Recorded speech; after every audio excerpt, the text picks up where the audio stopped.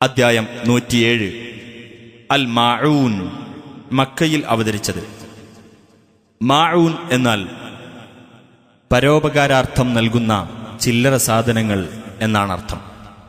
7-ാമത്തെ സൂക്തത്തിൽ ചില്ലറ പരോപകാരങ്ങൾ പോലും ചെയ്യാൻ വിസമ്മതിക്കുന്ന ആളുകളെക്കുറിച്ച് പരാമർശിച്ചതുകൊണ്ടാണ് ഈ അദ്ധ്യായത്തിന് ഇപ്രകാരം പേർ നൽകപ്പെട്ടത്.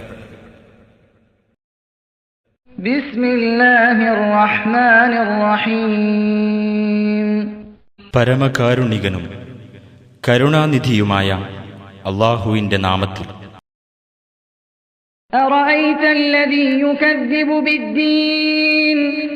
മതത്തെ വ്യാജമാക്കുന്നവൻ ആരെന്ന് നീ കണ്ടുവോ?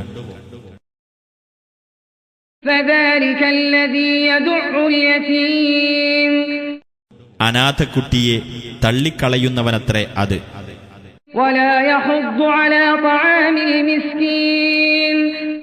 പാവപ്പെട്ടവന്റെ ഭക്ഷണത്തിന്റെ കാര്യത്തിൽ പ്രോത്സാഹനം നടത്താതിരിക്കുകയും ചെയ്യുന്നവൻ.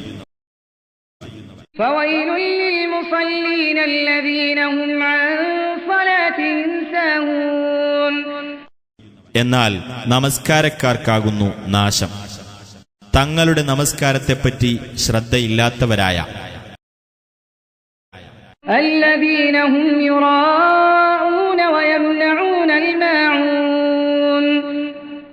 ജനങ്ങളെ കാണിക്കാൻ വേണ്ടി പ്രവർത്തിക്കുന്നവരായ, പരോപകാര വസ്തുക്കൾ മുടക്കുന്നവരുമായ.